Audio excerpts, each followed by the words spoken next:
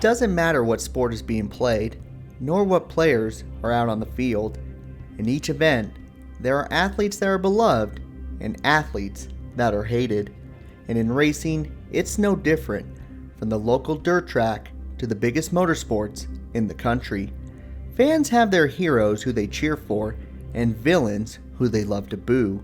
A majority of them don't deserve it, as they are simply racing against other drivers who may have more fans than them. However, there are some drivers that go out of their way to get under the fans' skin just because they find enjoyment out of it. Some people say that they deserve it, but only to a certain extent. But even then, there is a microscopic category that is filled with drivers that are even more hated than the occasional villain for not only their antics on the track, but for their actions outside of racing. As we talked about one of these particular drivers a few years prior by the name of Rick Crawford, a driver that was caught in a sting operation involving an underage girl. At the time, I thought to myself that there was no chance that another driver in NASCAR could remotely come close to damaging their reputation as bad as Crawford did. But to my amazement, a driver has seemingly tried, one that many of you might not be familiar with, but by the end of this video, you'll have a hard time forgetting his name.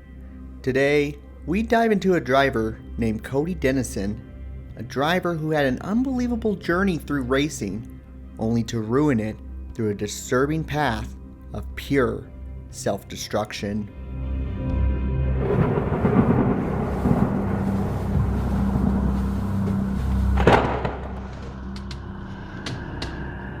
Oh, what a day. Hey Vanilla, glad you made it home. How was work? Rumi, don't even talk about my day. It was absolutely terrible. First, the liquid death machine was just giving me fits. Stupid intern. When I told her that liquid death was good for your engine, I didn't mean the car engine. Secondly, my commute was just plagued with delays. Drinks should have ice cubes in them. If you put ice cubes in your drink, today will be a good day. What the heck? This is the worst protest I've ever heard. Come on, man. I got places to be. And third, my dang rival kept one-upping me in all conversations. Yeah, I don't mean to brag or anything, but I was able to behead 3 people this week for using plastic. What about you, Murder Man? What were you able to do? I was able to slay 22 souls and destroy a whole plastic factory. So you know what? I just want to relax and have myself a swell night. Can you help me out with that? Oh, don't worry, Vanillawafers. I know what's going to pick you up. How about a good old-fashioned Liquid Death iced tea? Oh, that's right, baby. We're still partnered with Liquid Death iced tea, and thanks to their 6 amazing flavors, only 30 calories in each can, and much less sugar than the rival brands, it's no surprise that people like Vanillawafers and many others are choosing Liquid Death iced tea as their solution to murder their thirst. Haha, you always know how to cheer me up. Why don't you open up one of those drinks for me? You got it, Vanilla, the good old-fashioned way. You want ice? Make sure to go to liquiddeath.com and grab yourself a drink of Liquid Death. Don't be scared, it's just iced tea. The story of Cody Dennison doesn't start in the world of dirt track racing, go-karts, or any form of racing for that matter. It actually starts from here, on YouTube. Cody Dennison started a YouTube channel in the early 2010s and called the channel Camelot 331, where he first started making videos of himself playing the covers of rock songs between 2013 through 2018. During that time, he was working as an employee for GameStop, a position he held for many years prior to his time making YouTube videos. But after a major falling out between himself and the company in 2018, Cody decided to release a video that would change his channel from a small guitar cover channel to a successful commentary channel in a short time. In a video titled "Man Works at GameStop 11 Years Tells All," Cody was able to garner over 1 million views talking about the wrongs and negatives that he saw while working for the gaming retail company. A video that changed Cody's channel to now focus more on the negative world of retail work and customer service jobs. This commentary style of video helped the ex-GameStop employee to leave this world that he was ridiculing and seek out his dream that were now reachable thanks to his new career path on YouTube. One of those dreams was being able to purchase his dream car that he wanted since he was 9 years old, although it wasn't a car that most people were expecting.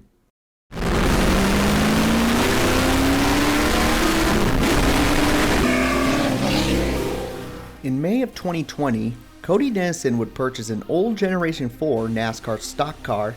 The car was an old Ryan Newman car that was run in the 2007 season. This not only gave Cody a chance to have his own race car in his possession, but also run sporadically in events that allowed older generation cars to race. Although it is not well known, many participate in NASCAR Vintage Series, where people with older race cars are allowed to race against others that have older generations of stock cars. It's not a lucrative series by any means, but it does give those some experience of what it's like to race in the higher series. Cody Dennison would do this sparingly with his Newman machine whenever he had some extra time.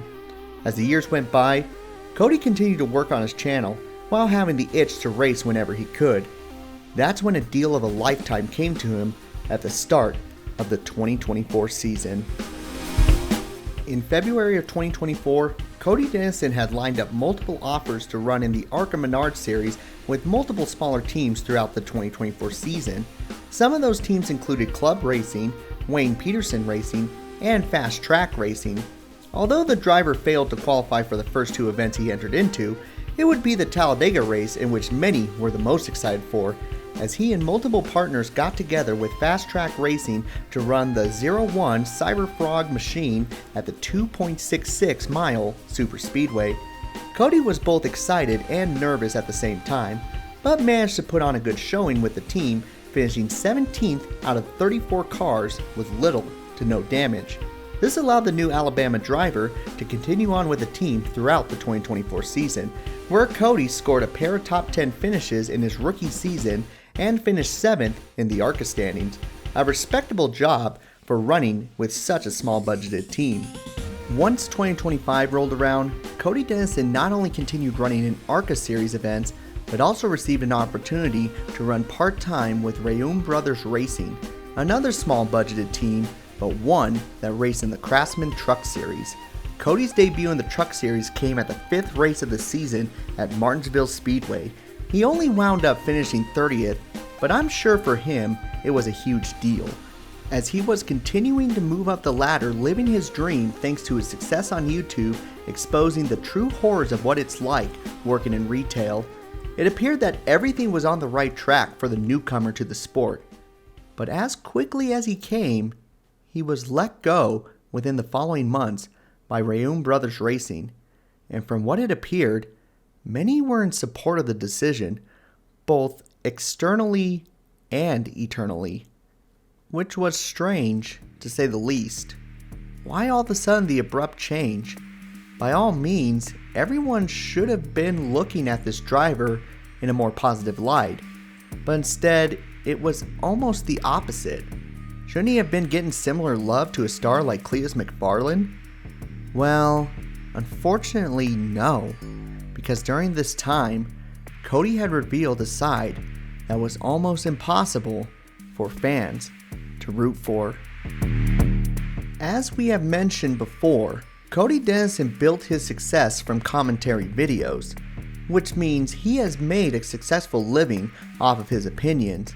Consequently, it has been those opinions that have disturbed many in the NASCAR fan base.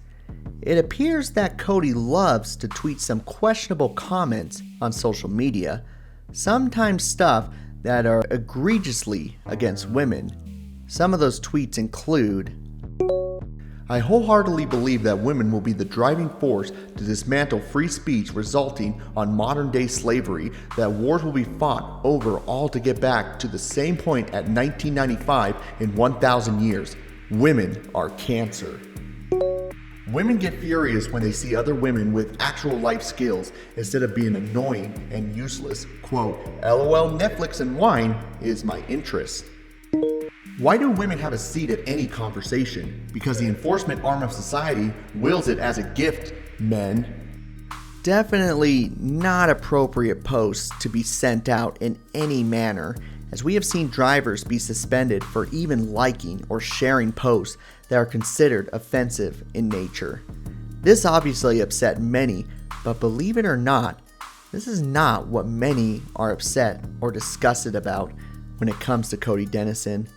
Instead, it comes from some particular comments he made on a podcast a couple years back.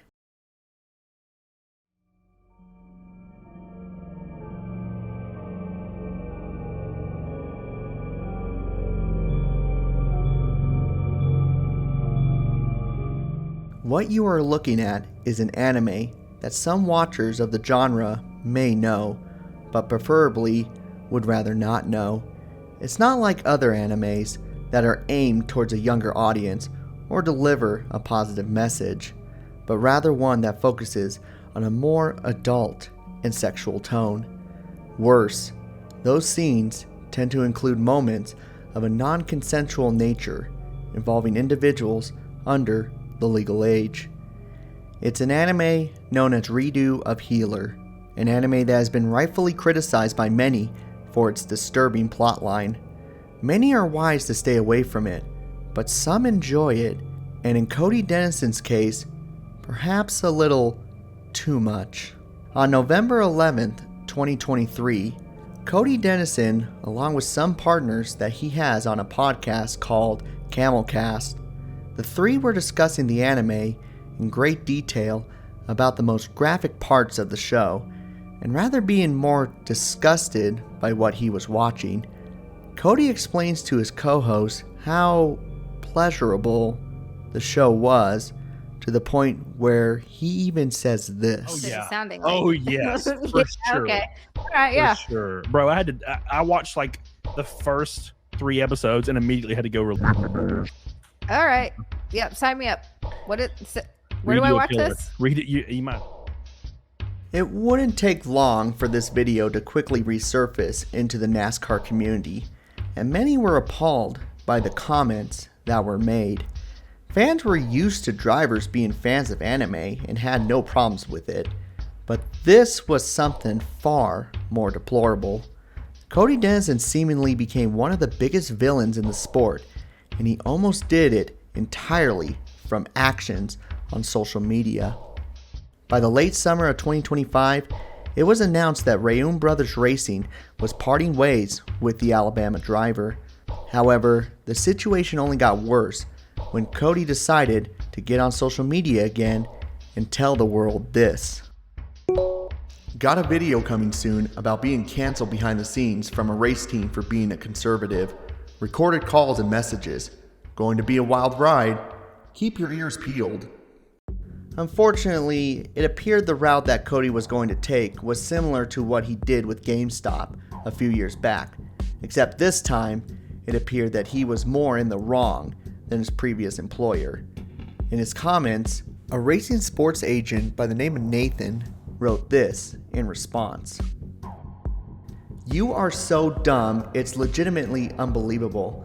Cody, you didn't get canceled for being a conservative. Literally, no one gives a fuck. What they care about is you constantly rocking every boat under the sun to the point of capsizing. I don't even think you actually believe in half the shit that you say. You just say it to constantly stir the pot and push the limits as far as they can go. It's all just an immature game to you. I didn't even have a dog in this fight, but watch it from afar from square one.